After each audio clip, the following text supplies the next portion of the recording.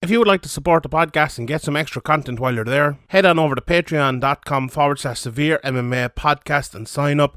From the rewatch to the Q&A, we will have loads of content every week. So sign up, patreon.com/SevereMMA podcast. And now, here's the podcast. Welcome everybody. It's episode 382 of the Severe MMA podcast. I'm a horse, Sean Sheehan, joined by an also horse, Graham MacDonald, as we are about to look back at Bellator Dublin, and I think that's going to probably be the whole of our podcast today, if I'm being honest. Maybe towards the end I literally haven't even looked at what's coming up next week. I think there's Bellator. I have looked at the One Championship, alright, and I think there's UFC as well. So we will. Kajuki Pitbull, Adam Barrett, AJ McKee, Spike Carlisle, Aaron Pico, Jeremy Kennedy.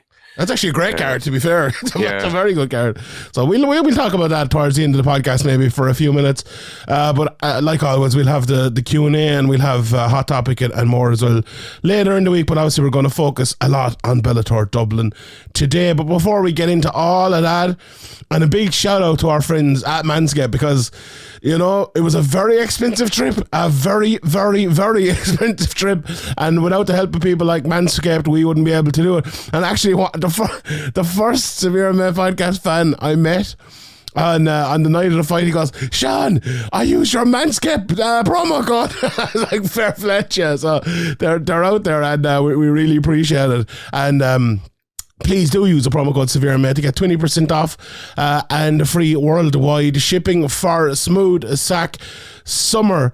That is, well, Smooth Sack Summer is coming to the end, I suppose, but now it's Fresh Ball Fall, and the leader in below the waist grooming is here to make sure pubes feel smoother than a beach ball and stay fresher than your girl's pumpkin spice.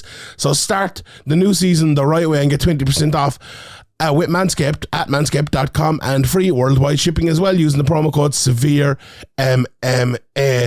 As I said, I was away for the weekend. I used my my travel bag, which is absolutely phenomenal. In it, I had the Reviver, I had the Crop Preserver ball deodorant as well. Absolutely phenomenal. And, you know, obviously before we go, use everything in the Performance Package 4.0, the trimmer as well, and get the old ears and nose trimmed up as well with the Weed Whacker. That Lawnmower 4.0 is brilliant. It's a cutting edge ceramic blade to reduce grooming accidents thanks to their advanced skin safe technology. It is 7,000 RPM motor multifunction on and off switch with a travel lock, which is very handy for lads like me, and gives you the ability to turn on and off the 4000K LED spotlight for a more precise shave. It's also waterproof. So, oh my God, Beckett Lock in Dublin has the best water pressure of any, literally, it's cost €1,000 a night, but not that much. Stay there just for the water pressure. It's fucking unbelievable, the best ever. Anyway, if you are there, use your Manscaped and it's waterproof. It's absolutely brilliant. And also the liquid formulations, you can use them this autumn as well. The Crop Preserver to stay cool in the heat. Soothing aloe vera formula is the best in the business for below the waist freshness, and the clear drying formula keeps your sack looking and smelling good. Also the Manscaped boxers and the Shade Travel Bag, which is so brilliant and so handy to keep everything in. So keep yourself groomed from head to toe by also getting Shears 2.0. It's a luxury nail grooming kit. Includes a stainless steel cutters, tweezers and grooming scissors.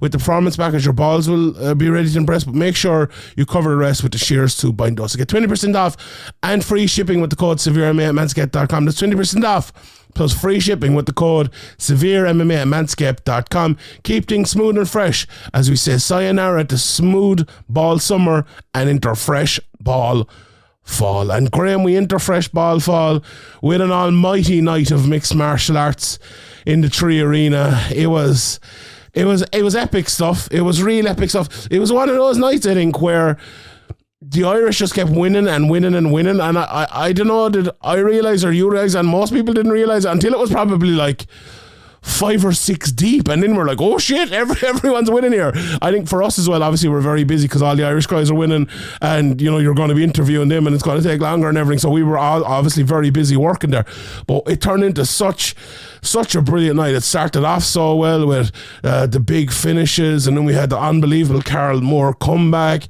You know, Leah came out and got a big reception. Yoel got a big reception. Obviously the main event walkout as well.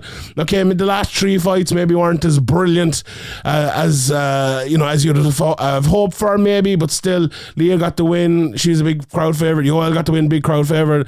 And the main event, you know, we'll talk about the main event I suppose, but an epic night for Irish MMA fans, and I think you know, one that will be remembered for a long, long time. I think, you know, we harken back to the days of UFC Dublin all the time, where, what was it, Ireland, was it 5 or 6-0 or something like that? What was it, 8-1 on the night? Irish and Irish-based fighters, absolutely unbelievable stuff altogether, and we haven't had a night like that in a while, because Bellator, to be fair, and I know Ariel tweeted this as well, and Ariel, come on Ariel, give us a few retweets there, a bit of support for old SevereMMA. He's forgotten about us. Remember he used to support us all the time. No, he's gone, well, maybe we're gone. I was going to say he's gone too big for us. Maybe we're gone too big for him. But anyway, a bit of support to be nice from the big boys, and not just Ariel. What about Luke? What about the MMA junkies and all them lads? Come on, bit of support for the people doing it out there and fucking killing themselves to you know, to get all this fucking content out there, which a lot of them are fucking using as well. But anyway, what was I saying, Graham? I don't know. I just decided to choose war like the early fighters. Tangent.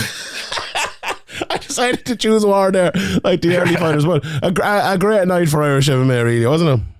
Yeah, it really was. You know, obviously, as you mentioned, it started off really well and continued that way. You know, obviously there was early on, it looked like there might be kind of a lot of finishes. It did slow down a bit, but we saw like I don't even know what it was. It was called like the Lucanator. Yeah, the Lucanator. But I don't know. Was it like an inverted scarf hold or something? But sometimes you get a feeling on a night that like, oh, something crazy is going to happen, and it looked like that at the start. Obviously there was a head kick in the second one as well, choked out cold, guillotine. There was 2 people out cold in 3 fights, so it started off really well, and there was a couple of fights that kind of slowed it down a little bit, but in general it was a really, really good card. Like, you know, on paper it was really good, and I think it delivered.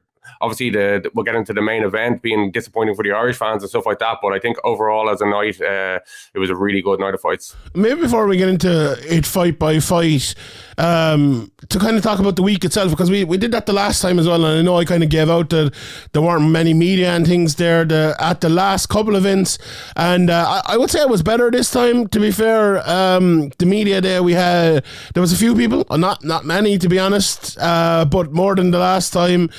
I know Jerry was there. It was great to see Jerry back. I think AK MMA is her name as well, the photographer that was there, and Andy was around as well. Andy did a great job obviously for SevereMMA all week, and Quilcha and Ian over in Canada as well. The team did a fantastic job, as well as the 2 Harrys and Jake and everyone as well, and yourself, Graham, so fair play. But yeah, it was definitely a better media turnout. On those days, the weigh-ins again, no one there really. Jerry did turn up, in fairness, so it was myself and Andy there, which I always find a bit weird, because the weigh-ins are like almost the most important bit, because Bellator don't really like stream them, or you know, and that's where like the biggest drama of the week can almost happen. Now it didn't happen this time, but yeah, it was, and there always something comes from the wins. Even like talking to Mike Mazzulli and saying that the 2 lads got fined for being late to the to the pre-fight rules meeting. Pedro Carvalho and Estela Juge got fined 500 quid each to be there to kind of report that. I think that's what you need to be there for. But you know, you had the people showing up obviously for their free ticket on Friday night as well, which is not great. But Bellator, I think, did a phenomenal job all week. The media day was well set up, and it was great as well. I talked to them beforehand and they asked my opinion on it, and I think they did everything that we could have wanted, and they were absolutely phenomenal. So, you know, Bellator, I've never said a bad word about them in the past, you know. But they were great, absolutely great for us here. And like, calling me out there subtly on my free ticket. On your free ticket. Well, to be fair, you were working from home, guy. You were uploading the videos and you were on all of that. So to be fair, you put in lots of coverage. You know, there were lots of lads out there that wrote a 200-word article, like, and shut up as if they were, you know, real journalists and things. It's I don't know. The weirdest thing to me is Dublin people just won't hop on a Lewis and, you know, go into a hotel for 2 hours. That's the weird. I'm traveling up fucking 3.5 hours to come up here to go to this, and people from Dublin won't hop on the Lewis. I don't know. I just find that awful lot. But I know there's lads working normal jobs and stuff as well. It's not easy. But anyway, I think the fighters are very good on the media day. You know, obviously the standout ones, Brian Moore is always great. He was pumped up. I think it's great as well, the fact, you know, Andy interviewed a lot of lads a few weeks ago, and I interviewed some of them as well, and then to talk to them just before the fight, see the fights, and then talk to them after the fights as well.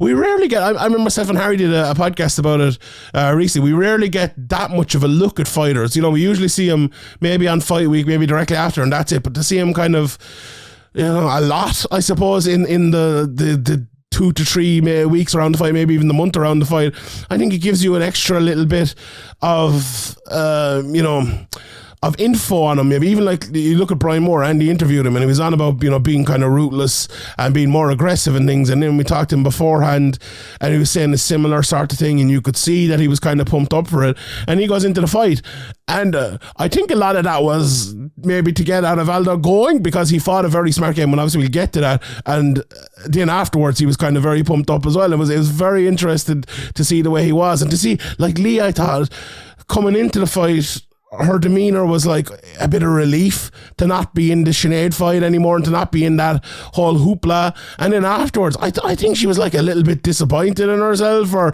I don't know what it was, or maybe it was just relief as well. But she kind of fell down after the fight, and Molly McCann picked her up in the interview afterwards.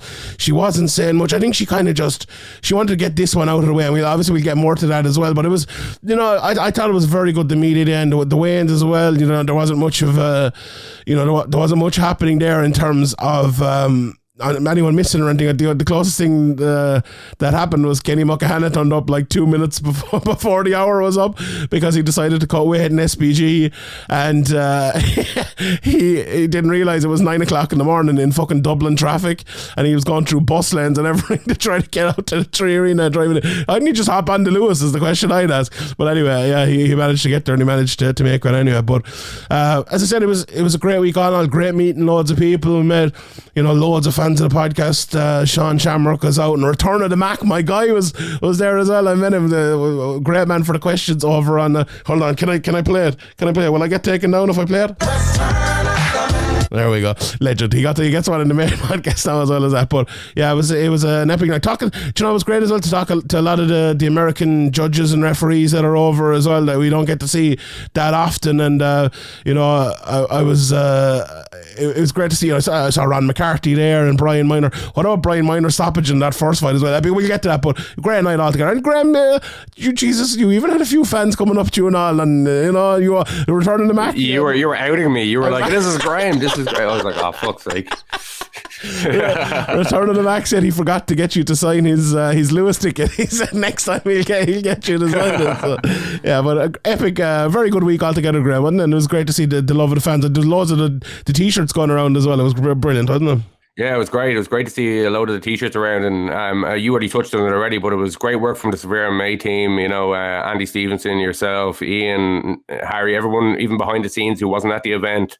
Everybody working together well to get the videos up, the thumbnails done, all that stuff, the social medias. Everybody did a great job, and I think the coverage is really good. I think the pre-fight scrums, as you said in the pre-fight interviews, even weeks before, gave a lot of insight. And you know, there's not a lot of promotion around this fight outside of SevereMMA that I saw, to be honest. So yeah, well done to the whole team at SevereMMA for the coverage of Bellator and over the last few months. I think the team's really working well together at the moment, and hopefully the fans are enjoying the results. And it was great to see everybody, as you said, out there supporting, coming up to us with SevereMMA t-shirts, and it was just everybody was very friendly and nice, and it was a good atmosphere in terms of that. So yeah, I was only there on Friday, but I had a great night, and I'm sure you did too.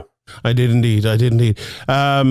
Right, also, if you want to support that team, and as you said, Graham, we were the only ones really putting out the top class coverage for the event. So patreon.com/SevereMMA podcast if you want to see it next February and the time after that. Because honestly, with the price of Dublin hotels at the moment, I'm not sure how long this whole thing is sustainable. So if you want to help us continue to do that, please sign up there. And as you said, you mentioned all the lads, I mentioned them as well. I've said it before, and we'll get on to the fights here because this was not what we should be concentrating on. But the SevereMMA team now is the best SevereMMA team we've ever had. And I truly believe that. And you might be thinking, oh, well, there's lads gone on to do this. No, the lads now are even better, and they're going to be even better. And just watch this space. I'm telling you, these lads are really, really good, and support them. Get on the bandwagon now. And it's going to be a very, very good time for SevereMMA over the next while. And I'm looking forward to being a part of it and helping the lads out, as I'm sure you are, Graham. So let's get into the fights all together here. The one thing I must say as well, when we get into the arena, I think the fans, and you were kind of saying this to me, Graham, that they landed a little bit later than usual. There's usually more in for the first couple of fights, and I think maybe that's because, I don't know how many people actually knew Luka Poklit was part of SPG. I didn't even know until last week. He's not one of those names, and I probably did know, but I didn't even think of it. And Asel as well. I know people know Asel, but I think by the time that fight came on, but by the time the Kenny fight came on, people were getting into the arena. It was a slower maybe arriving. There was rumours that there was loads of tickets for sale and everything. I would say I was probably at 99% sold out. The place was absolutely packed. I think you were saying to me that a lot of people were having trouble on the website actually getting the tickets and had to go queue for the box office. We did see big queues for the box office, so I think people got in the end, but might have missed the first couple of fights because of that, partly anyway. Yeah, I think that's actually great, but I hadn't even thought of that. But yeah, there was, when we were queuing outside for the media entrance to get in, there was maybe, 30 or 40, maybe not that many, but a good few lads waiting outside to queue up. And I literally got like 5 or 6 messages. I'm trying to go to the event. I can't get them on Ticketmaster. I don't know, maybe it's a 24-hour thing or something. But yeah, a lot of people were going to the box office to get tickets to get in, but most did eventually get in anyway. It was a very good crowd. The one thing I would say, like the smell of fucking weed inside there, and the queues for the toilets that, you could guess what lads were doing inside in the toilets it was ridiculous. Like, it's gone too far. Now, as someone in our chat said the other day, I'm all for people having a good time and all of that, but I don't know, did the Tree Arena need to do a better job? Did the policing or something need to do a better job? Because a lot of people were giving out as well that there was people up and down all night and they couldn't watch the fights, and the smell of weed inside there was absolutely atrocious and all that. That's the one thing I would criticize. The crowd was generally very, very good. The whole Lizzie's in a box thing as well. Grumpy old man complaining about the smell of flowers. It was rotten. That's fair. The whole Lizzie's in a box thing as well was a bit. The first couple of times, like, okay, lads, right, whatever. You made your point, yeah. Yeah, the main event, to do it in the main event, I thought, I was like, what the fuck are you doing? And it's not just like, I don't give a shit, people are allowed to chant whatever they want, have at it. But it's like, there's 2 like world-class fighters here fighting. Have a bit of respect for them, and the mind you're fucking wanting to create a viral video so people on YouTube will give out, or people on Twitter will give out about it. Like, stop that shit. It was embarrassing, I think, that. But in general, the Irish fans were very, very good. Very good for the Brian Moore fight. Very good for, Yoel. I think Yoel was my favourite one, because and I tweeted Irish fighters, but not just Irish fighters, because we've always said it, and this proves me right, what I've been saying for years, that the Irish fans don't just want Peter Queally, they don't just want Brian Moore, and they want Brian Moore, they want Peter Queally, don't get me wrong, they don't just want Lee and Sinead Kavanagh and all of that. They want Yoel Romero too, they want Rory McDonald, they want fucking Israel Adesanya, they want all the big best fighters in the world. And last Friday proved that when they came there, they supported them, and it was brilliant. Melvin Manhoff got one hell of a reception. There was one great moment as well, Graham. I know you didn't see it, but myself and Quailsha and John Balfe was there as well. Shout out John Balfe. We went back for a pint in the Gibson afterwards, and we were just sitting down and had our old drink, and who walked through the door? Melvin Manhoff.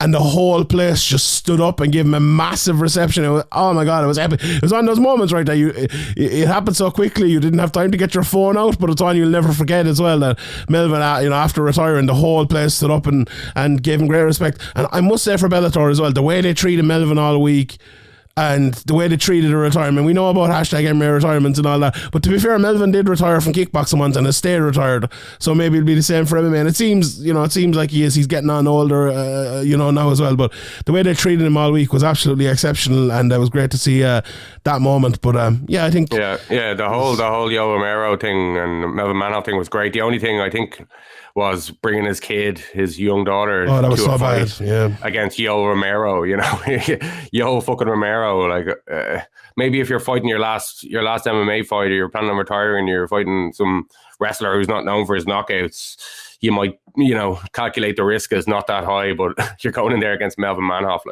or against Yo Romero, like the chances are pretty high that Melvin Manhoff was going to get sparked, and he did, and his daughter was there to see it. So that the only thing that kind of tainted his night, even, obviously he would have loved to have won, but in terms of the reception he got and the vibes around it, that was like, obviously a down point and a mistake, I think, to bring. I think it's coming to the discussion a little bit in the MMA circles about fighters bringing their kids to fights and stuff like that. It's not necessary. I think it's, once you've come out of the fight unharmed, or you're okay again, you can sit down and watch the fight with them if you want. But bringing them to a fight like that, I think is a bad idea. Sorry, obviously it's not it's up to the decision of the parents or whatever. But yeah, I don't know. It's just hard to see for a kid to see their father sparked out in the cage like that.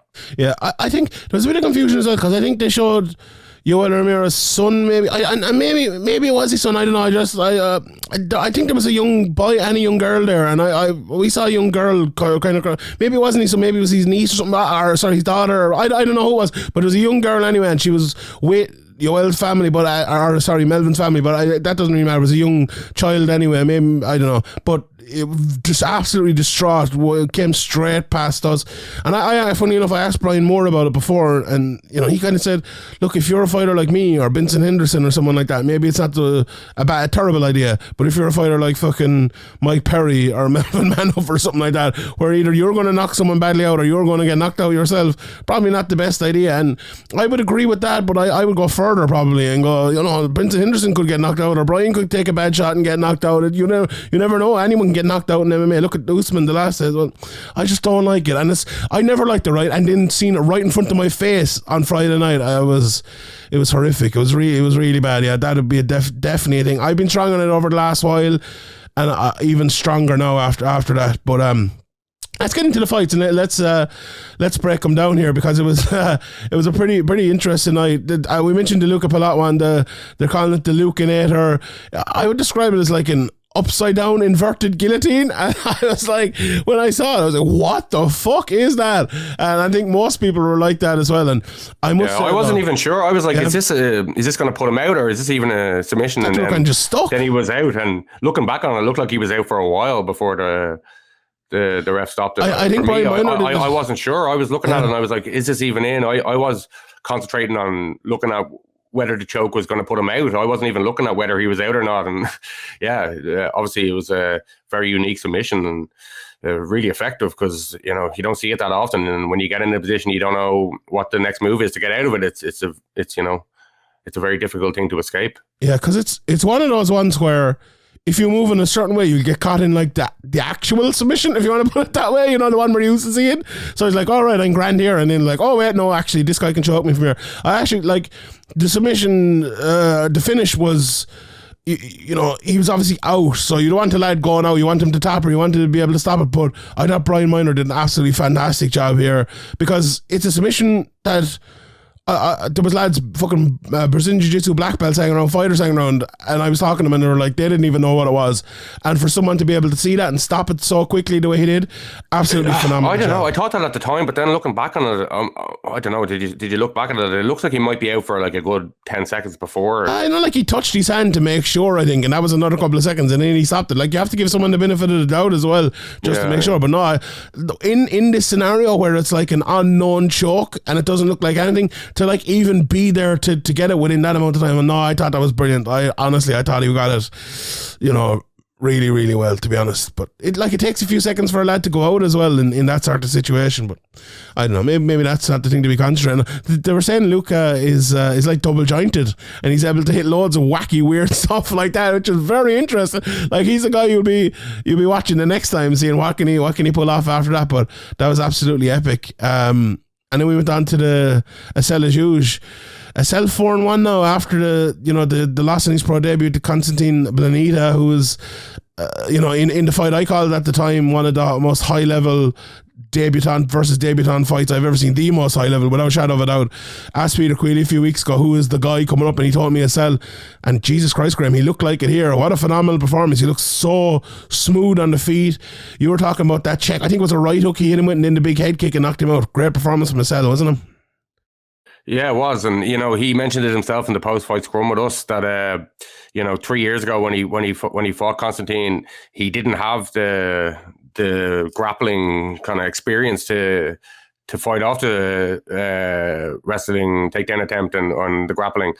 But this time, when his opponent did try to take him down at the start of the fight, he stayed calm and reversed the position. And when it got back onto the feet, you could see the levels of striking were in Asael's, or how do you say his name? Asael, or is Asel, I believe. Asel.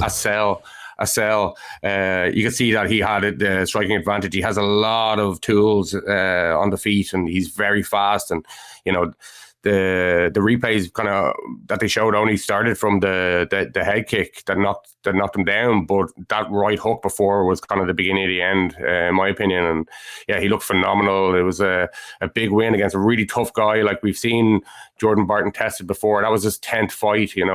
This is a no easy guy. He went out there and made it look easy.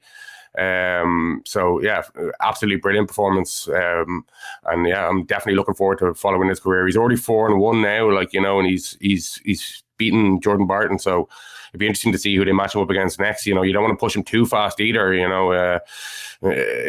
Bellator do identify him as kind of one to kind of not coddle, but one to kind of put on a certain path, I think that would be a good idea. 100%. Yeah. Oh, without a shadow of a doubt, I think this guy is unbelievably talented, really, really talented, and just what, maybe the Konstantin Blanita rematch would be the one to make. I don't know. Konstantin hasn't been. Graham, give Andy Ryan an old text there. Maybe we'll get a reply before the end of the podcast. Say where's Konstantin? Yeah, I don't know what's going on with either of the Blanita brothers. They haven't fought in a couple of years, either of them. So I'm not sure what's going on there. Yeah, interesting, but very, very good performance from Asel again. Definitely one to watch. I was out doing the videos for the Luca and the Asel ones, and I came back in and Kenny Mulcahy was just getting the tap against Alex Bodnar, which tends to fucking happen in these events. No, he didn't tap, did he? Or did he not tapped as he went out? I think he went out cold, but maybe I missed the tap, but I think he went out cold. Tell us what happened, because you were watching the fight. Yeah, I was at the interviews at the same time, but I was keeping obviously went very quickly. Kenny kind of, he looked like he was on a different level, really, to be honest. Once he got the guillotine as well, Bodnar didn't really seem to know what to do. It was a really dominant performance from Kenny, and he said in the post-fight interview that his body felt strange, and these big events for these inexperienced fighters are huge. Like, they can affect you. We've seen it so many times, like not just UFC jitters, but like first big event jitters. And Kenny looked like, even though he said that he was having all these kind of weird sensations, he looked like he looked at home there. He looked like he was on a different level, and obviously he didn't really get to show us much, but he went to his opponent like easily, and that's all you can do. And I'll be very interested to see where he goes from here. Obviously he's going to need to make sure he's not late for meetings and nearly late for weigh-ins and stuff. But besides that, I think his performance was perfect. Yeah, I think he was the guy probably on the undercard in terms of all week that stood out. He's a great character. Yeah, he turned up late for the weigh-ins. He was late for the media day. Well, he was like 1 minute ago when he came out, or literally on the hour. 2 minutes ago. And then one lad, who was it? Was it Jordan Barton that was almost missing weight? He came just after him, but he made weight as well. But yeah, literally like himself and friends rocked up with like seconds to go. But he was very funny. He was like running through the bus lanes trying to get in here and all. was hilarious. But he was, I would say he was one of the guys that made maybe a star of himself, I suppose, this week. And, you know, obviously his brother Franz Malambo as well. There's a good story there. The two of them, absolute fucking killers going around the place. And it's nice that he kind of being honest, showing his personality, not being afraid to be himself. You know, he even got emotional in the post-fight interview, and you could see he's just a real genuine, nice guy, and it's easy to get behind somebody like that. 100%, without a shadow of a doubt. We had the Ken Musa Georgie Karkanian fight then. What a performance from Ken Musa. Honestly, I was picking Georgie in this fight, but Ken came out. He looked smooth throughout the whole fight, was landing big shots. You could tell that Georgie in the first round especially was kind of eating him pretty well, and he was maybe landing harder on Kane and having maybe more of an effect. But I think that dwindled as the fight went on, and Kane started landing harder and better throughout it, and Georgie started feeling it a little bit, and Kane just looked absolutely on point, you know. And people were calling afterwards for maybe the Peter Queally fight to be remade. I don't think necessarily that'd be a bad fight at all to make for the February card if that's possible. But I was really impressed with Kane Musa. I didn't think he had that level. Not that he didn't have that level in him, but I didn't think he would be able to produce that level against someone as good as Georgie Karkanian. But he proved me wrong. Very good performance. I was saying to you in the first round, even halfway through the first round, I was like, "This is probably the best Kane has looked on the feet." He looked like he looked dangerous on the feet, and his wrestling wasn't really working out. But he just edged it out on the feet. And if you had told me that before the fight, I definitely didn't see that coming. I think Kane got a little tired as the third round went on, and his hands were down a bit. And you want to sort that out because that could have cost him. But Karkanian just couldn't get it going. He was just outsmarted on the feet by Kane Musa, and that's very impressive. It's good to see him still developing and adding to his game at this stage of his career. And as you said, I think the Queally fight makes a lot of sense. It was meant to be put together before. There was a bit of bad blood. They had a bit of a confrontation at the previous Bellator when Peter had to pull out and all of that stuff. So you can make a good storyline out of it, and it's a winnable fight for both guys, I suppose you could say as well. I'd probably have Queally as the favourite, but if Musa keeps making strides like this, he's definitely a tough challenge for Queally and anybody in the division. 100%. Yeah, very, very good performance there.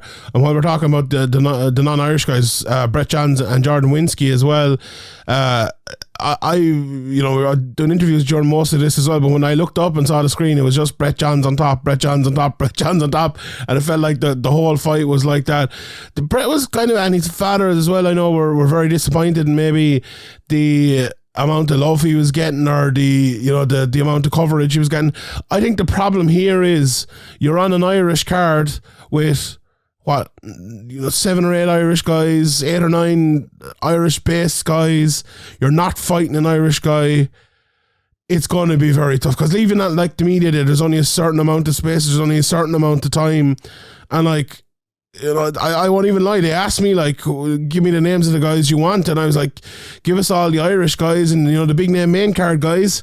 And Brett Johns is kind of left behind, and that's just the reality of it. Unfortunately, if he was fighting James Gallagher, he would have been right there, and he would have been one of the main guys on it. He would have got the big interview in the cage. He would have got the big interview afterwards and all like that.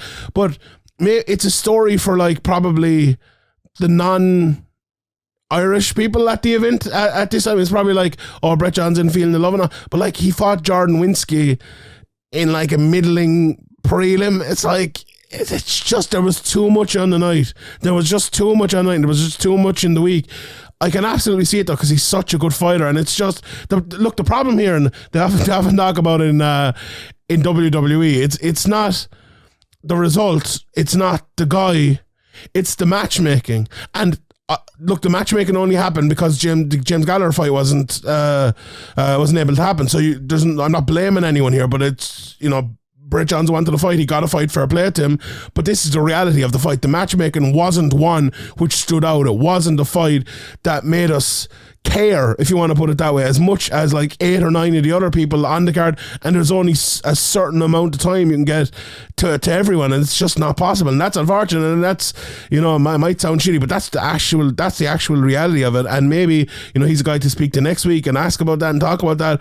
But I don't know, on the night it was tough, and I see where he's coming from. I definitely see where he's coming from. But what did you think of Graham? And I look, there was people there, and there was a pile of journalists there, and anyone could have gone up and asked for an interview with him, and Bellator would have absolutely provided. I don't think necessarily Bellator were holding him back or anything like that. But what did you think of the whole situation? Yeah, you know, I think I can understand his side of it, but I can also understand all sides of it. You know, his style isn't exactly the most exciting, which I don't think helps either. His personality, you know, he's not really a guy who's known for, you know, saying much, that's, you know, making headlines and things like that. I think he has to partly take responsibility for some of it, you know, as well. Obviously Bellator tried to put him in a big position against James Gallagher in a Dublin card, and it didn't work out for reasons out of their control. So I don't know if you can really blame Bellator for it. I think it just is what it is. I know it's harsh to say, but if you're the business, Brett Johns is his own business. He needs to go out and make it happen for himself. He could come up and say, here, if he wants to say something on an interview, come up and say, here, I have something to say, interview me, and I'm sure that people will, you know. Yeah, he said to us afterwards, I was talking to him briefly, he was like, I'll see you back here in February, lads, for a bigger show or something like that. So, you know, that's a good one as well. Maybe one come back, and maybe the James fight will be the one at that time, and he could be in the main event. So, like, the problem with this as well, and I hate to say it, but like, it seems like all we hear from Brett Johns and the team is giving out, which is not going to garner you any fans, I don't think. And which, you know, is...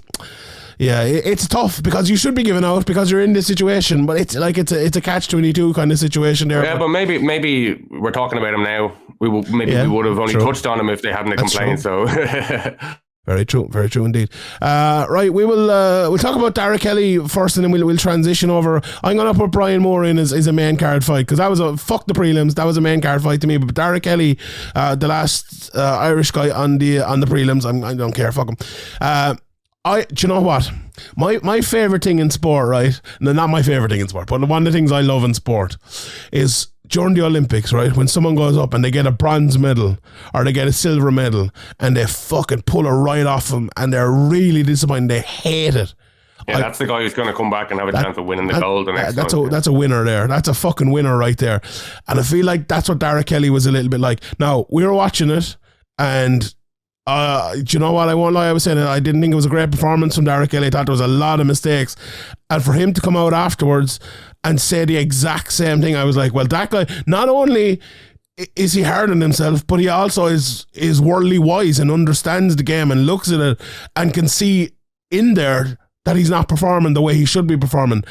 And that tells me he's, you know, not only a winner that he'll go out and say it and be disappointed, but also intelligent enough to know what to change and know what to do. Because, like, I think with Dara, I don't know what it was. He was saying as well that he had staph infection coming in. Maybe he was just a little bit off all the time.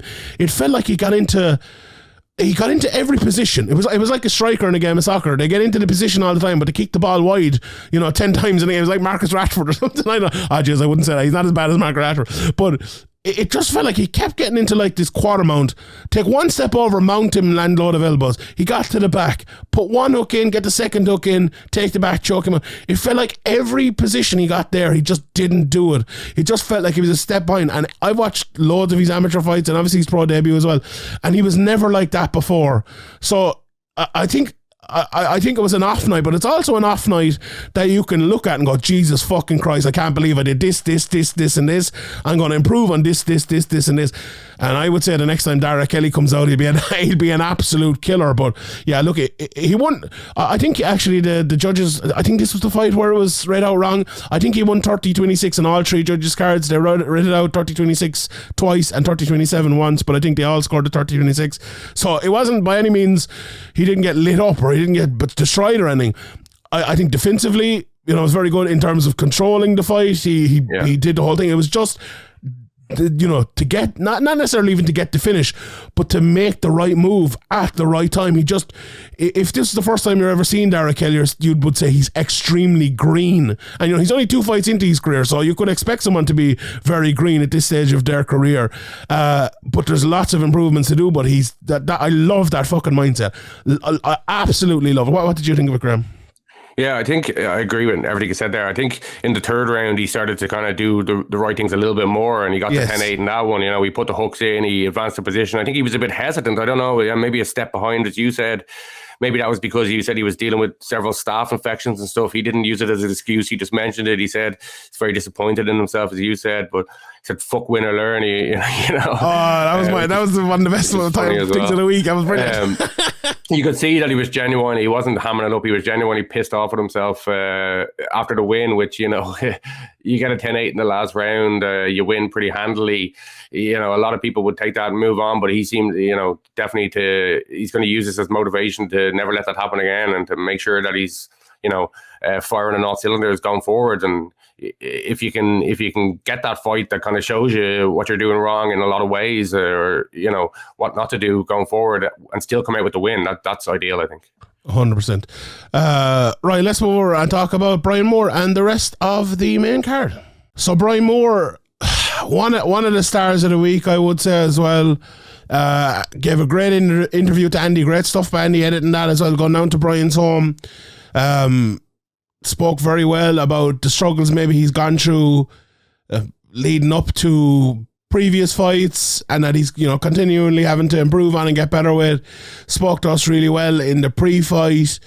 Talking about doing it obviously for his family, but for his country as well. And I think that you spoke about Kenny being genuine earlier. I think Brian, especially with the Irish stuff, a lot of people, they have that flag and they're like, Brian Moore has a tattoo on his body. This guy, Wexford people are a little bit different with that as well. They take it to heart, and it's part of them. And Brian is one of those people as well. And when he talks about being proud about being Irish, walking out to the fields of Athenry and all of that, it just hits home a little bit different. I think it is more genuine with Brian, and it's it's lovely to see someone like that who is, it's all about his family, but his circle, I would say, his small circle in terms of his family, and in his large circle in terms of his country, and he means it. And do you know the thing about Brian as well? He's the one guy in Irish MMA, I think, who hasn't got his flowers yet. You know that? Maybe that's, am I using the right phrase? But like, obviously, we saw the ones McGregor got it. Peter Queeley's gotten it now in the big main events. James Gallagher's gotten it. Even, Pinder getting to the tough and getting a big name, getting to the UFC. And lots of, Ashton Daly's gotten big fights, and Paddy Hoolan's gotten big fights and all. And, Brian's had big fights, don't get me wrong. And he's had some epic nights as well. But it feels like Brian has almost taken his game, I would say, to a higher level than almost any of the people I would mention there, Conor McGregor aside, obviously. And maybe he hasn't got the rewards yet, but you know what he has gotten over the last while? He has gotten that epic Irish crowd behind him, which I think means more to him than most.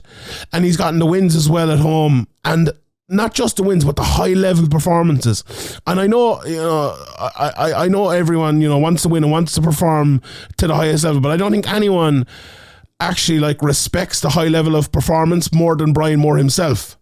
Because that last fight against Lugo, high level stuff. I met him afterwards, and I was saying to him, I don't think I've ever seen a fight on Irish soil as high level of that. Now, there was a few actually in the weekend, and we get to them in a second, that were pretty high level. But that Lugo fight, I still think it's up there at the very top.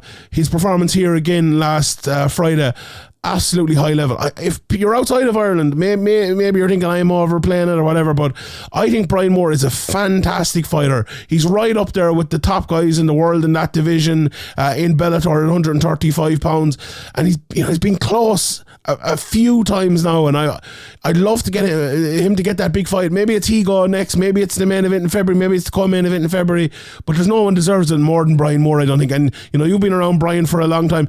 Brian Moore was the first Irish MMA fighter fighter I ever heard of. Before Conor McGregor or Cathal Pincher or any of them, I heard of Brian Moore because one of my friends was from Wexford. He's like, oh, do you know this lad fighting out of Wexford, Brian Moore? I was like, no, but I look into whatever. But it's been a journey. I've always had a soft spot for Brian Moore, but I think he deserves it as well because he's really, really good. What are your thoughts on Brian? We'll get to the fight in a second, Graham. Yeah, Brian, that was very well said. And I think another thing to add to that is, like, you know, a lot of people in MMA, you know, behind their back, people will say things about them, but nobody will ever say a bad word about Brian Moore. Yeah, you know, that's a really, you know, a really, what would you say? I'm looking for the word here. A really glowing, telling report. Thing, isn't it? Yeah, telling, very telling thing.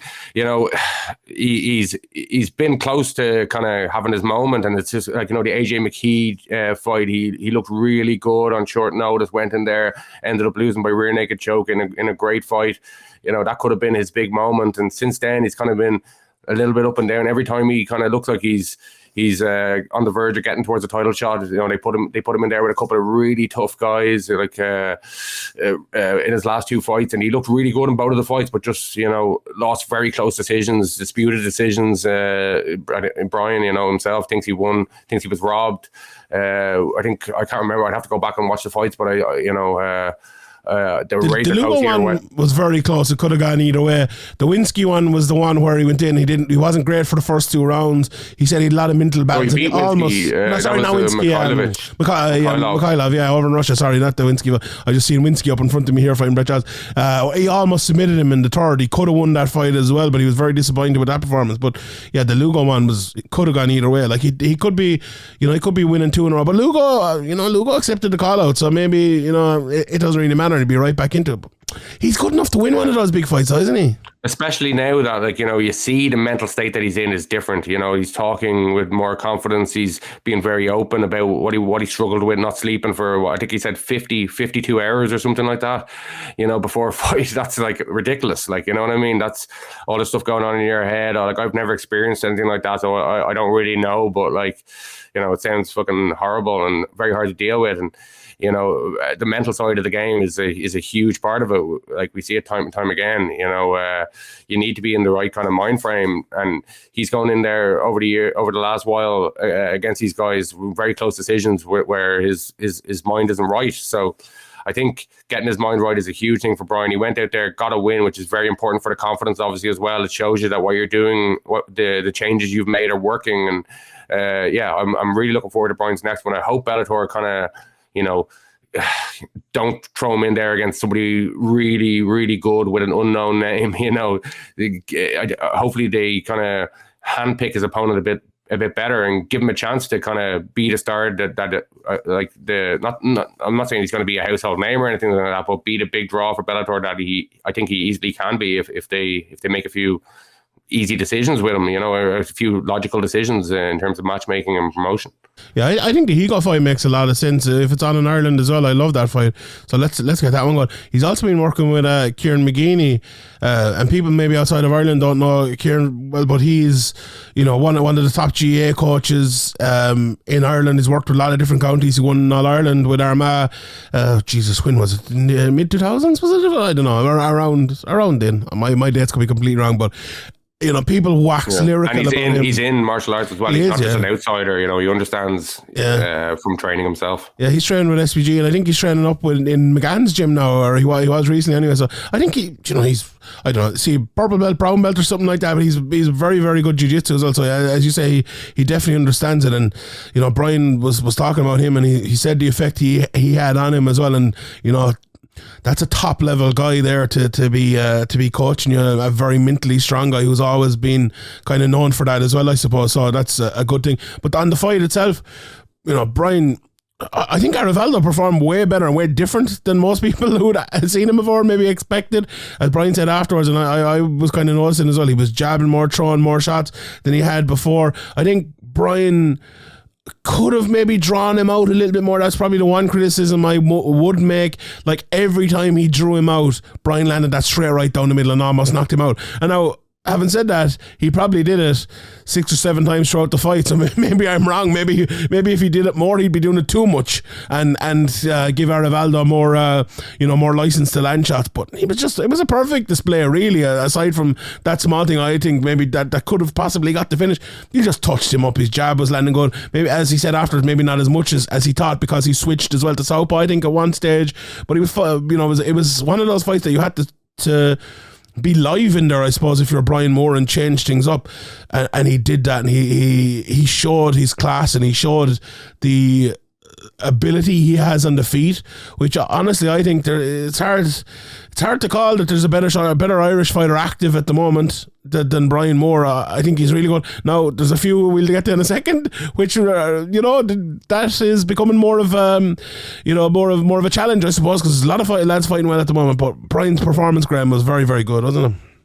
Yeah, it was. Everything you mentioned, and also, making sure to stay away from the takedowns of Arivaldo, because that's his go-to. That's where he wanted to fight again. And Brian kind of with ease defended any takedown attempts, and made it difficult for Arivaldo to even get in on takedown attempts. And as you said, he pretty much picked him apart. There was a few times where Arivaldo landed decent shots, but that's to be expected in an MMA fight. You're not going to go out there. Well, it's very rare you go out there and you don't get touched. But all around a very, very, very good performance from Brian. You've lost 2 in a row. Okay, they're really close. Maybe you should have got a decision here, but on the record, it's 2 losses. And if you go out there and lose again, that's 3 in a row. And there's a lot of pressure. There's a lot of pressure there, and to make sure that you go out there and win, to make sure you even stay in the promotion. Never mind, get to where you want to be in the promotion. So a vital win for Brian under pressure in front of his home crowd. Obviously, that gives you encouragement as well, but it also puts a bit of pressure on it. Your friends and family. How much they mean to Brian, as you touched on earlier. Having them there, not wanting to let them down and all that stuff. So, absolutely brilliant from Brian. Arivaldo, as you said, looked better than expected. He's been around a long time in the game, but hasn't fought all that much recently, but has been on a really good streak and has looked much improved, as you said, from the old tape that was going around on him. So, he offered probably a few more wrinkles than Brian was expecting, but Brian was able to adapt on the fly, no problem, and, get the job done very comfortably. 100%. And you mentioned the Moore family there. What about the Moore family a little bit further north? Carl Moore and his dad, who came into press row, was standing beside him. Is his dad's name Kev or Carl Senior? Is it? I think it's Kev. I think it's Kev. Yeah, Big Kev. Yeah. I saw people call him. But usually when people come into press row, we're like, Jesus, lads, will you get them out? But I could tell immediately. I was like, he was like, that's my son. That's my. I was like, let him there, let him alone. And you said to the security guy, that's his dad. Yeah. The security guy was just like, he couldn't have done anything anyway. No, absolutely no way. He was half the size of him at a maximum. But it was absolutely epic. Just like on the finish, and I was there. He has him, and he just absolutely jumped up. He came back into us in and was thanking us and everything. I got a slap on the chest from him, and I'm still feeling it. I'm like, you got a 5-finger bruise mark on your chest. Across the chest. He was telling me he loves the interviews and everything else. An absolute. There's a video of the moment up on Andy has it up YouTube and Twitter and all YouTube, that stuff. So it was absolutely brilliant. It's great to be. Do you know what? It's great to be around as well and to see that. I always talk about James Gallagher. When you see him around events, you see his family around events, you get something different. Now with Karen Moore, he did a great interview with Andy, and his interviews before and after were all very, very good. But he, maybe he doesn't have the most outwardly personality to people maybe who don't know him or don't see him, but this sort of thing helps. You see the family, you see what it means to them, and it's it's brilliant. It's absolutely lovely to see that. But what about the fucking performance too? Jesus, I thought he was absolutely brilliant in that first round, just absolutely boxing up Carl Albrechtsen. Yeah. And I've great time for Albrechtsen. His range after 3 years out, it looked phenomenal. I was talking in the pre-fight show about coming back after 3 years is so difficult against such a difficult opponent. It's a big ask and all that stuff, but he looked phenomenal. We see a lot of times the timing and the range is off, especially at the start of fights when guys, sparring is one thing, but an actual fight is a different thing. And this was a huge fight for Carl. There's, a lot of reasons, injuries, personal problems, stuff like that kept him out. Like, he's kind of a little bit forgotten about, flying under the radar a little bit here. He came out, looked phenomenal. He kept landing that right hand, really nice. Obviously, I thought he was winning the round pretty comfortably, the first round pretty comfortably. He got heavily dropped with about 5 or 10 seconds to go in the round. It looked like it might have been over. He said himself he couldn't even see. It went all black, and you could just hear the ref saying, you got to move. And he's like, oh, shit, that's me. I got to move. And he moved and survived. And even at the start of the second round, it looked like the ref was looking to, get close and stop it as Carl was trying to stand up, even though I didn't think he was. Yeah, that was weird, yeah.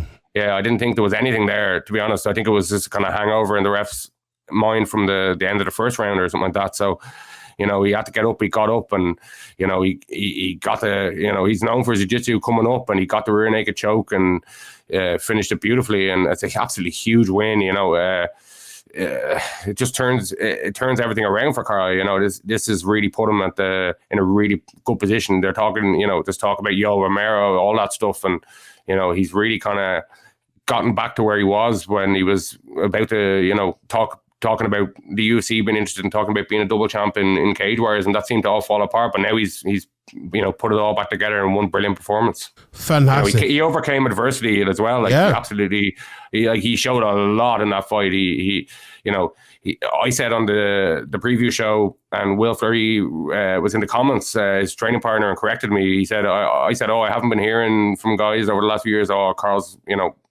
looking so much better, he's improved, all that stuff. Sometimes you hear that stuff from teammates and stuff. I hadn't really heard that. And Will came into the comments and said, I'm telling you, he has improved a lot, and he was bang on. Really good. Will walked past us just after the fight, and he showed us his watch and his heart rate, and he goes, my heart rate went higher in that fight than it did in like my high intensity training, like, and he was like, you wasn't even lying, like, it was absolute.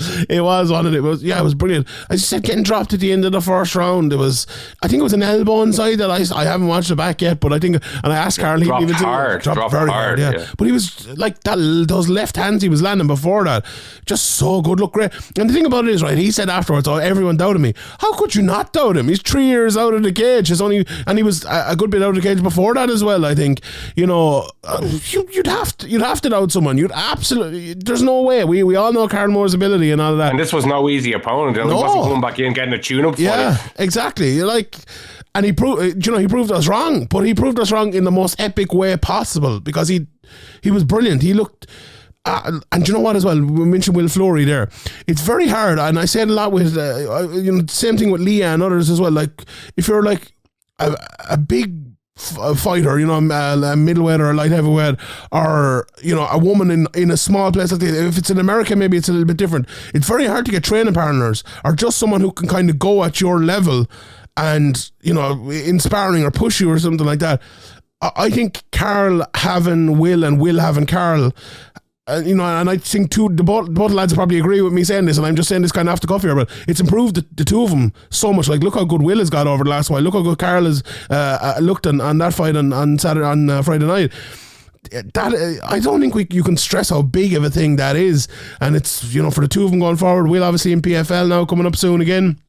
Carl Albrechtsen was ranked number 6, so Carl Moore will surely be in the top 10 at least here once next week comes. And I don't think he'll get the UL fight, but there's surely some sort of big fight coming for him, maybe back in February, maybe over in America. But the key for him now, stay fit. Don't do anything, recover from that, but get right back in there. And if he does, he's a fucking tough man to beat, because as you said, Graham, he's known for his jiu-jitsu coming up. Look at his striking was absolutely phenomenal. The physique, you couldn't question that physique. And also the cardio. You don't come back from what happened to him at the end of the first and getting taken down at the start of the second and win the fight the way he did without having good cardio. People say it all the time. It's like, the chin and the ability to come back is as much about cardio as it is the chin itself, and he showed that. And that's another fucking wrinkle to add to him. So very, very good from Carl Moore. Let's move on and talk about the rest of the card. Kieran Clark against Raphael Hudson. We were actually interviewing Carl Moore when this happened, and there was a massive roar from the crowd, and we all looked up, and Kieran Clark was kind of on his back. he got knocked down hard at the start of this, Graham. Almost got an armbar, came back and won. Walk us through there. I know you were watching it closer to me, obviously doing the Carl Moore fight, but another Kieran Clark fight here, really, wasn't yeah, it? Exactly. Yeah, it went pretty much the way Kieran Clark fights seem to go. He went out there on the feet. He got dropped early, and Hudson got on top and was trying to ground and pound him, and Kieran Clark tried to throw up triangles and drew up an armbar, and it looked like at one stage that he might have had it, but Hudson stayed calm and got out of it, and won that first round. And Kieran Clark's been in this position before. He, as we mentioned, he didn't panic. He kind of got back to his own game. He started kind of wrestling more, grinding, making it difficult, being relentless, and worked his way to the back in the third round and got the rear naked choke. It was it was pretty much how you'd expect a Kieran Clark fight to go, an epic back and forth, come from behind, and it's great for the crowd. It's great for getting yourself known, but you might want to. I don't know how long this could last as you go up the rankings and you come up against heavier hitters. This might end up costing you, but he definitely, it's good to be still winning while you're closing holes in your game. But I think making himself less hittable is something he needs to work on. I'm sure he knows that, and he's gone to 6-0 now. He was fighting a 5-4 guy. As you climb towards like 6, 7, 8-0, you're gonna have to kind of you're gonna encounter some harder opponents, and Shar noticed as well, though. That was he was supposed to fight. Yeah, it's true. But if this was the first time this had happened with Kieran Clark, maybe you'd say okay. But I don't want to take anything away from the win. It was a great win. It was electric. Coming from behind, winning is one of the best ways you can win, and I'm sure he was delighted. But I think trying to implement his game earlier would be a good thing to add to his game. Maybe until his striking is improved more.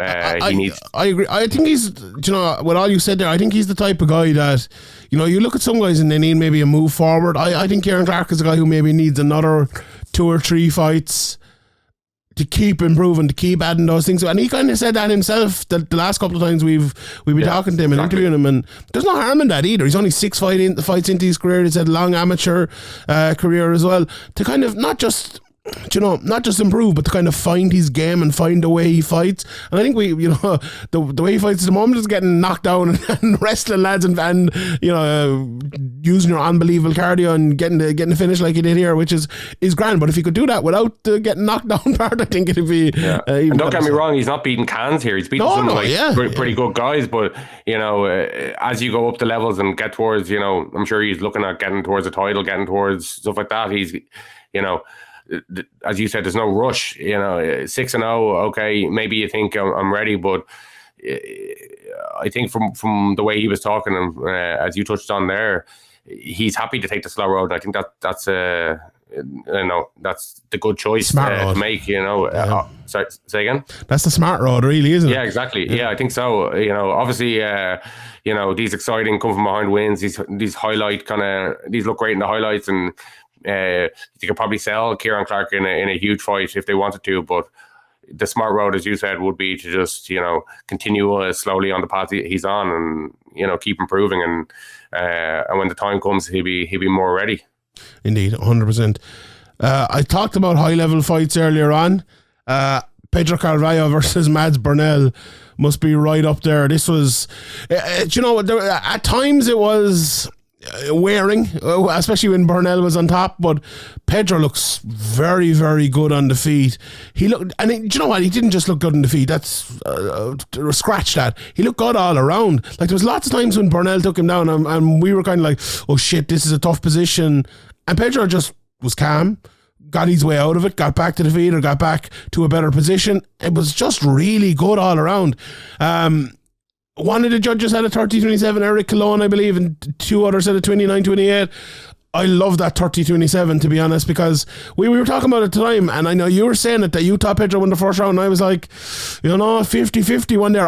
The way I like scoring to be gone, I would agree with you. I thought he won the first round 30-27 as well. He won the first round 10-9.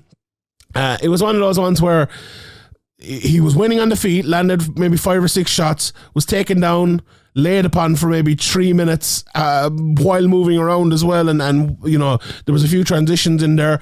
Mads Burnell didn't really land much, got back to the feet. There was another 5 or 6 shots, and you know, maybe one takedown. The fight ended again, or the round ended.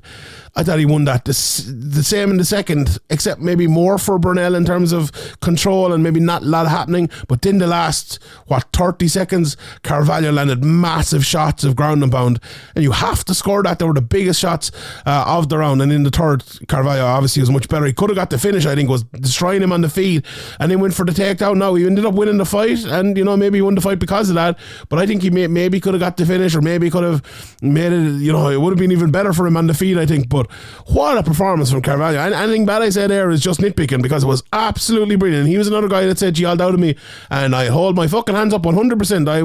I would have said 10 times out of 10 Mads Burnell will win this fight, and I was 10 times out of 10 100% fucking wrong, because Carvalho was brilliant. What a performance, Graham. Brilliant performance. I didn't think it was a fight he couldn't win. I thought he could win the fight, but I thought if he got taken down kind of as he did and held down for so long, that he would lose. I thought that he'd have to get it done early, or be able to keep his back off the mat. And he just, as you said, he did the basics really well. He stayed calm.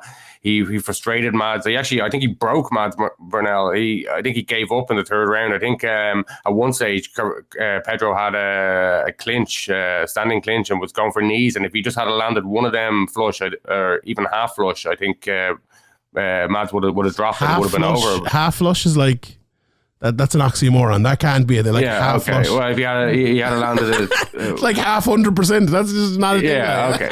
If he had landed any kind of decent, I know what you mean. Yeah, in the face, he would have given up, I think. But Pedro shot for a takedown and just kind of, you know, took the victory that way. But yeah, I definitely agree. He did enough to win those first 2 rounds that were close in terms of, you know, Mads had a lot of dominant position, and maybe in the old rules back in the day he probably would have won that fight, but in the new rules he loses that fight 30-27 in my opinion. I said it straight away after the first round. There's no, like, you know, Mads didn't do anything.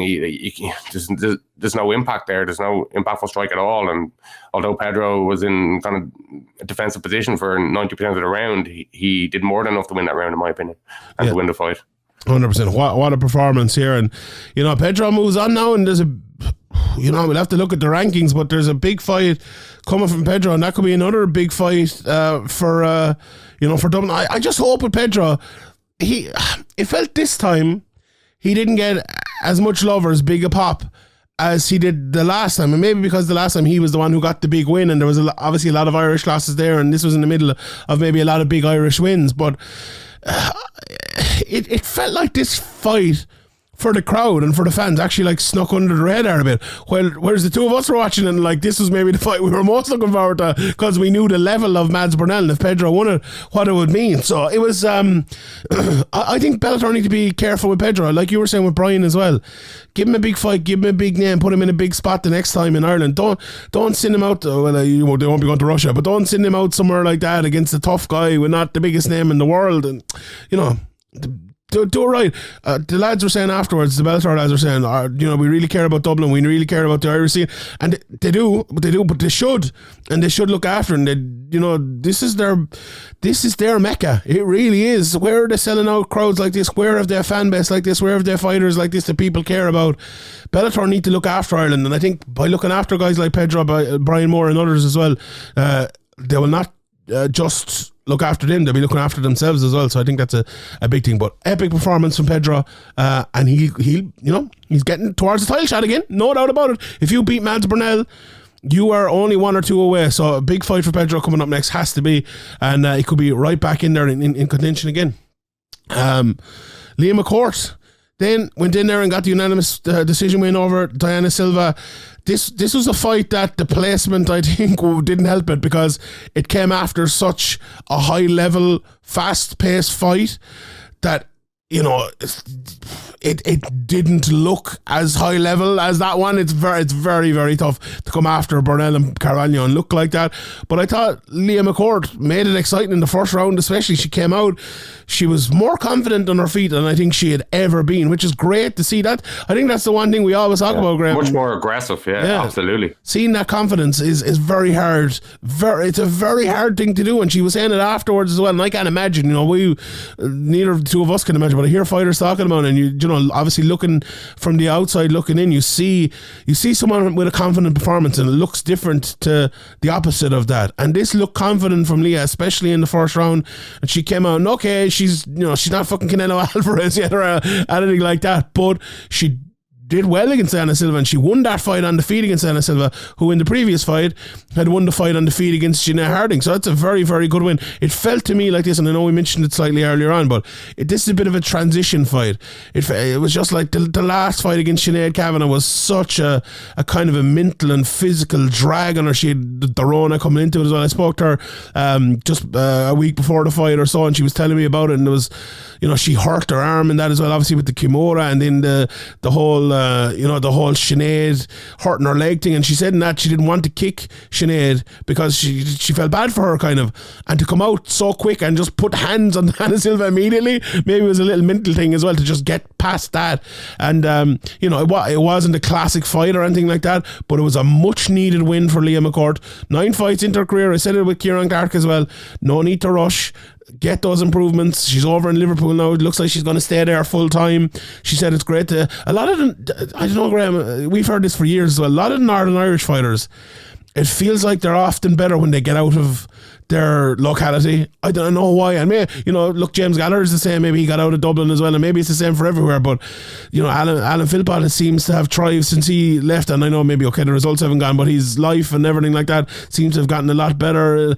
I think maybe there's the communities up there, they get behind them so much, but also maybe it's a little bit of pressure, and maybe you've a little bit too much going on, that getting away and getting to a place like Liverpool to train under Paul Rimmer and Paddy Pimblett, Molly McCann in the gym could be a great decision for Leah McCourt, and we'll see over the next couple of years. And it's Cyborg mightn't have long left there, right? And if she goes, there's going to be a big gap to fill there, and you have Leah, you have Sinead, you have Jeanette Harding and a few other people as well there, and it's going to be wide open if Cyborg is not there. And right now it's going to be very hard to see anyone beating Cyborg, but for Leah, I think that's what she should be primed for. I think Leah should be primed for 2 years time, have 5 or 6 fights in the meantime, and this isn't the next fight or the fight after that where Leah is going to be the best in the world.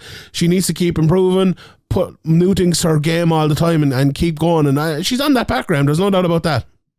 Yeah. I think as you said, it definitely seems like it's a good move for her. She seems to be happy there. As you mentioned, she came out strong in the fight. Looked good early. It did kind of turn into not a great fight as the fight went on, and I even saw some people on social media, etc., saying that Silva had won the fight. I think Leah did enough, but it was close. It wasn't one you'd go back and watch. It definitely wasn't a classic or anything, but it was a vital win for Leah to get back into the win column after that Sinead fight. Obviously, as you mentioned, she had to win. The difference between. The difference between 7, what is it, 7, what is she now, 7-3? 7-2 now. 7-2 and 6-3 is a big difference, in terms of how the promotion might look at you and match you and stuff like that. So it was a vital win for her confidence as well, obviously, and she showed some early on. She showed some good improvements in the confidence in her striking and in her striking, but it wasn't a classic performance. It was I don't think she was happy with her performance. I think she was kind of disappointed. She seemed disappointed backstage, and it's good that she managed to kind of get back on track, win the fight and all that with it, and have a lot of things to go back and work on. We say this all the time. But these fighters are young in their career. We've been following her for a long time, obviously, since she was an amateur, and we've seen her throughout her whole pro career, but she's still early in her career. She's still building her way up to kind of fight more experienced high-level fighters, and all this experience of being in front of the big crowd and all as well, outside of the actual fight performance itself, will stand her in good stead. And yeah, I think she seems to have a connection with Molly McCann, and Molly seems to be able to motivate her as well, and that's very important as well. So yeah, I think it was a vital win. It wasn't a classic. She probably won't, be too happy with her performance all around, but she got the win, and that's the main thing. Yeah, it was a good 1-0, Graham, wasn't it? Really, you'll take the 3 points. It was one of them, so fair play, and back in the Whelan column. Yoel Romero, Melvin Manhoef. Then, as we mentioned earlier on, Yoel got an absolute massive reception. Melvin Manhoef got a good reception as well, to be fair. But Yoel, I think, was the star of the week almost. People loved seeing him. They loved having him around Dublin and getting pictures of him and everything. And he loved it as well. He was saying afterwards, you can't retire. No fighter is allowed to retire unless they've fought in Ireland, which is great for us. I hope that is true. Get everyone around there. But look, it almost turned into the fight I feared, to be honest, where Melvin was kind of just looking at Yoel for the whole fight. Yoel was looking at Melvin for the whole fight, waiting for that big shot. He almost landed it once, maybe in the second round. He did get a takedown in the first round, or kind of fell on top. Well, he absolutely booted his legs out from underneath him and jumped on top with an absolute thunderous leg kick. The speed of Yoel Romero moving around, transitioning around the back, I've never seen anything like it live anyway. Never, ever. That athleticism. Just the way he can explode into action from like not even moving to just like exploding. Crazy. I've seen flyweight fights, and Brad Pickett and Ian McCall and Neil Seary and other lads like that. I don't think any of them moved as quickly as Yoel Romero. Especially at his age, though, it's crazy. Yeah, it's fucking crazy. This man. I know we talk about it. I'm not saying anything new here, but God Almighty, the level of athleticism was insane. But yeah, they kind of ended up looking at each other a little bit. Melvin did catch him once, maybe a little bit inside, but Yoel took it, and I think that was Melvin's maybe only chance. I think Melvin had to come forward here and land big shots, and he didn't. And it was always going to be Yoel's fight from there. Ended up getting the TKO late with a massive elbow. He looked like in fairness to Melvin, he did defend that kind of key lock Americano. Yeah, he did well on the ground, pretty well, for that probably I thought it might be over here, but he defended well and stayed calm. But I think, he was wary of the takedowns and the power of Yoel, and was waiting for Yoel to make a mistake, and Yoel kind of, rarely makes mistakes. He's very cautious, and he just fucking once he got on top, that elbow was just fucking brutal, unbelievable. Yeah, and that was it. Melvin laid his gloves down afterwards. Yoel was kind of talking about going back to 185. I think him versus Johnny Eblin would be a very, very interesting fight. I wouldn't mind seeing that at all. But I hope we see Yoel again in Dublin. Honestly, it was great to see him, and I think Yoel versus Johnny Eblin, Dublin headlining fight. I'd watch that. I think people like Yoel a lot, and I think they'd I think they would come for that and stay for that. So it might be an interesting fight. Let's see if that happens down the line. But all week I think it was very good. I don't know if people saw that video I made where I asked them, all the fighters, like what were they gonna, if they could eat one thing right now the day before the weigh-ins, and Yoel gave me a great answer. He was like, Yoel, I don't know if people realise, but he's a very friendly guy.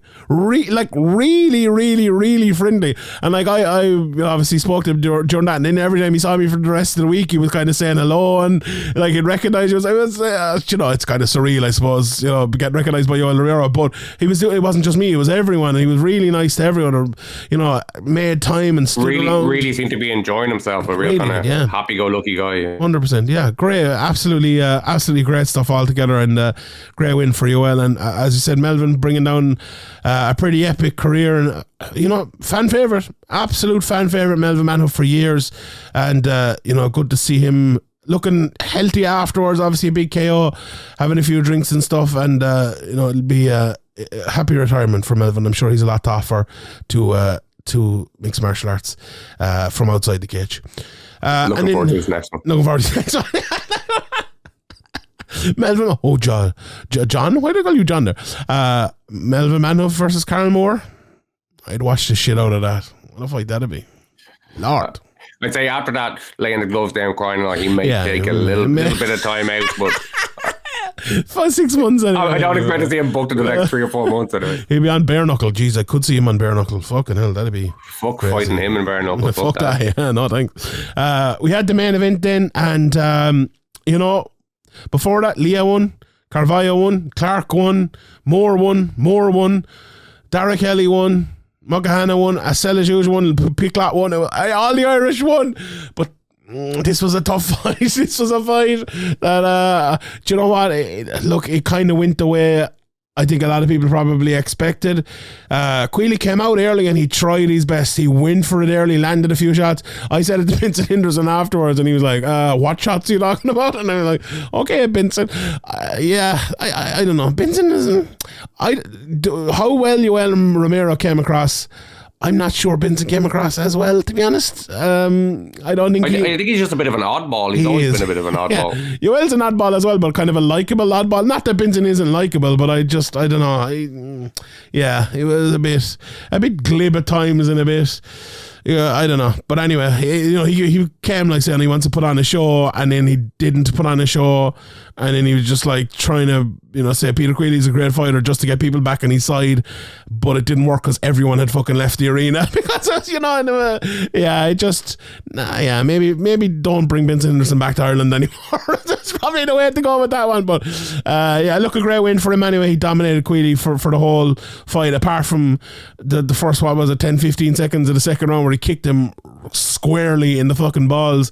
And he didn't know the rule. He said it afterwards about the effectiveness, I suppose, of the ball shot leading to a point being taken away. I'm kind of anti-points taken away, but God almighty, that was a clear punt to the balls that put Peter Queally down hard. So that's exactly what a point is there to be taken away for. I'm talking about other rules and you should do other things, but you should always have the ability to take away a point if needed, and they did it here. But it's a little less effective or devastating in a 5-round fight than a 3-round fight. Yes. In a 3-round fight, it's just like really swings the balance a lot. In a 5-round fight, sometimes it can, I suppose, but you have more opportunity to kind of correct it. Yeah, in 100%. The fight overall, though, I think Queally just struggled to get the Vincent on the feet, and all the kind of the groundwork. Queally did well defensively, I think, most of the time.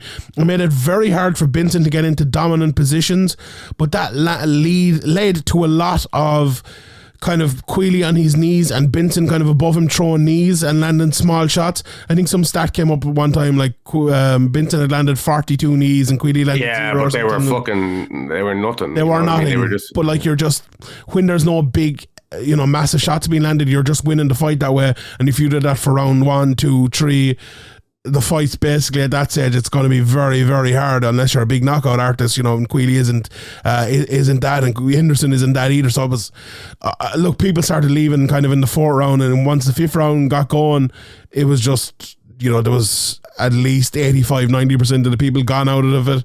By that stage, it was just the fight we knew it was kind of going to end the way it did end, and not a great main event. I thought Queally probably performed as well as he could. This is an unbelievably tough matchup for him. He went out there, he tried to get the finish early, he tried for the whole fight. It's just there's not really much more he could do. Did you kind of see it the same way? Yeah, it's going to be said in the preview show we did. Is a very difficult matchup for Henderson or for Queally against Henderson. He's obviously Henderson's a former UFC champion. He's been in a lot of 5-round fights. He knows how to edge out rounds, and that's kind of what he did. He didn't get any dominant positions many dominant positions as you said. Queally defended well, but Benson Henderson just knows how to do enough. Once I think it was the 4th round, was it? Or the 3rd round, Henderson dropped Queally momentarily. Yeah, 4th, I think, yeah. Yeah, besides that, he didn't really land too much impactful stuff. I think he cut Queally open at the end of the 1st round. It was a pretty uneventful fight. It was definitely not what Benson Henderson was promising in the pre-fight interviews and things like that about putting on a show. But we kind of knew that. We've seen his style over the years. We know what he has to offer, but it's very hard to beat him when he's kind of like a master nearly at edging out rounds. And Queally, as you said, came out early and tried to kind of get it done early or put some damage on Henderson early and make it difficult. But Henderson just, very experienced guy and knew how to deal with it and just made it a very difficult and long night for Queally. And as we said in the build up, it was kind of a very difficult fight for Queally to win. And I think, he put on, even though he didn't really get much offense off, he put on a good performance. It wasn't a terrible performance or anything like that, but he just was on the defensive for 90% of the fight. And obviously getting squarely kicked in the balls in the second would take the wind out of you a lot. And you can take a minute or two to recover like he did, but for anybody who's been hitting the balls hard, it definitely affects you. 100%. I think most people, if they were plotting a path to victory for Peter Queally, probably would have been to take the fight long, even though Benson is good there as well, but you get what I mean. And the fact that there was like a 3-minute break for that dick kick in the middle of the second, and the fact that there was so much kind of both guys kind of laying on their knees and not much happening, it wasn't the most cardio sapping right now. Easy for me to say, but I would say both guys would nearly agree with that. They were both going the same pace in the 5th round as they were, in the 1st round. And I think, not that it played into either guy's favour necessarily, but I think it took away that one chance that Peter Queally had, that Vincent Henderson, I spoke to him 6 weeks ago and he hadn't even started camp, and maybe pushing that pace would have been something that would have given Peter Queally more of a chance. But the way the fight went, that was just not even a possibility. So yeah, it was a tough night at the office for Queally. But as I said, you said it there, I would agree.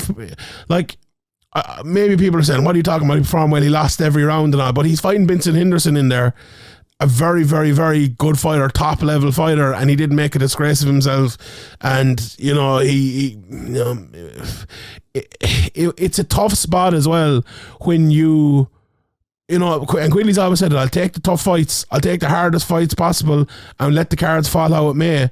And that's exactly what he did here again, but it's in the main event in a big fight against the guy who, Queally, if he could have gone out and his sword or his shield trying to win this fight, I'm sure he would have. But Vincent Henderson, not the type of guy you can do that against either. So it was a fight that was going to be like a dominant loss and not a great fight either. It was a tough fucking spot for Peter Queally. It really, really was. And it ended up being that, I suppose, in the end. But and what do you think of the matchups that Queally's been given in Dublin? Obviously two very difficult assignments. Do you think that was the right call, or obviously in hindsight it's easier to say, but at the time, do you know what it was? Look, the title fight. If you give someone a title fight, it's the champion. So whatever. Or was that was for a vacant title, was it? Yeah, it was for the vacant title. So that's grand, and that fight made sense. Look, the Vincent Henderson fight after losing that one, it's another big fight. I'm not gonna Peter Queally wouldn't give out about having a big fight, so I'm not gonna give out about having a big fight.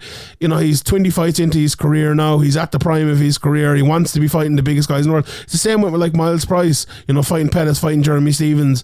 These lads come to a stage in their career, they want those big fights. If you keep waiting for those big fights, they'll never come. So no, I have no problem with it. And Bellator, they should be putting on tough matchups. They should be putting on, two guys ranked in the top 10 up against each other, where Queally is after beating Patricki, and obviously where Benson is as well. So no, I have no problem with that. Now, maybe if you're matchmaking him next time or matchmaking guys on the way up, I would say a little bit differently. But no, I think I wouldn't criticize him for that at all. No, I think that's good. No.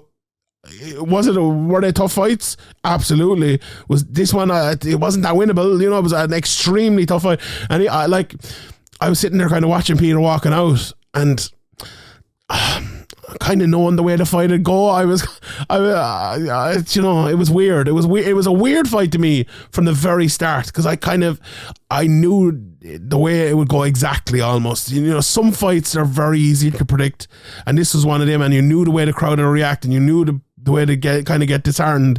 I think, and it was a tough main event, but it doesn't take away from a great week and a great night of fights, an epic night of fights. There was a lot of violence, even in the co-main event, and not the best fight in the world, maybe in around 3 decisions, but the submission from Kieran Clark. Yeah, even in the crowd during the main event. Yeah, it was. Yeah, TMZ Stevenson was out of card. So we might have that video as well around somewhere. But yeah, some epic performances. From the two Moors, Kieran Clark, Dara Kelly. Getting a win. and that great post-fight interview, and fair play to Kane, Musa and Kenny and Asel and Luca as well, and all the main card, Leah and Yoel and the rest as well. So great to see Irish MMA in Ireland, great to see Ireland flying the flag, and great to see all the fans out there as well, as I said, and SevereMMA leading the way. We're not just leading the way in Ireland, we lead the way worldwide. There is no event covered as well by any outlet than SevereMMA covers big cards in Ireland. I would stake anything on that, honestly, because the level, and I think it's a little bit unfair, the advantage we have, because we're doing an interview and Peter Queally can throw a joke at me about Limerick, or I can ask him about Davy Fitz or Brian Moore. You know about his family, you know about this. That level of knowledge isn't there for other people, other media members in other places. And we're so lucky. We are so lucky to have these fucking great fighters here, to have these great cards here. And do you know what? They're lucky to have us as well. Yeah, if we're being honest. But we're 100 times more lucky to have them. And do you know what, Graham? Where's the UFC? Where's the UFC? Come on. Come on. Bellator are very glad the UFC haven't come. Yeah. But the UFC should be here. How can the UFC see that last Friday night and not be on the phone to the Tree Arena the next day saying, fuck Bellator, we want that 24th of February date. And apparently, so 24th of February, that was the date I heard for the next one. And apparently it came up on the screen in the Tree Arena, so it's not me breaking news or anything. 2 or 3 different people told me it came up on the screen in the Tree Arena, so it looks like it's going to be the 24th. That isn't confirmed. Bellator and Showtime, I think they have boxing and everything else like that, so it's not confirmed yet, but that's the date that was knocking around, and that's the date that came up on screen. So anyway, do you know what, Graham? We're not going to go into all these other cards. We've spent an hour and a half talking about Bellator. This is the longest podcast in a long time. I'm going to put out Hot Topic for free this week. Hot Topic's going to be free this week. Myself and Ian will go look at next week's cards. We'll look back a little bit as well again on Bellator if there's anything more that comes out from that, and that will be out Wednesday morning for free for everyone. So we will leave it at that. Before you finish, where would you rank the zombie walkout in terms of zombie walkouts? I don't know. As I said there, I don't know. I don't think I enjoyed it as much as the other ones, just because I knew what was kind of coming. Where would you rank it? Yeah, I didn't think it was as good as the previous ones. Yeah. But it was still obviously extremely loud and everybody was into it. But for me, it wasn't quite up there. I think that's a lot to do with the fucking lads out in the bathrooms, fucking lining up to do whatever they were doing in there and being out of their fucking heads. The crowd, there was a great crowd, but also a lot of fucking idiots in there, a lot of idiots. And I see a lot of people complaining about a lot of idiots in there as well. And I don't think that helped that, to be honest. And so I don't know. I don't like to end it on that note, but there was a lot of dickheads in there. And I feel like a lot of the people listening to this would be saying thanks for saying that, Sean, because it's true. We were fucking struggling to watch fights and all because these lads wouldn't get out of our way and things. But yeah, anyway, we will leave it there. To Graham, great week. Nice seeing you again for the first time in 5 or 6 months. So great. Nice seeing Andy and Quailsha and John and Donna Corby was around and Jerry. And if I'm leaving anyone else out, I apologise.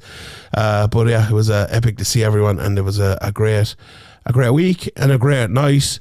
And we'll do it all again in February, hopefully, if Dublin hotel prices stay down. So we leave it there. Patreon.com/SevereMMA podcast. If you enjoyed this podcast and if you enjoyed the week's coverage and want to continue to support us, please sign up there. But if you don't want to do that, head on over to YouTube and just subscribe there. It's free. Just subscribe to YouTube. Look up SevereMMA on YouTube. You'll see all the interviews from last week. Click subscribe there.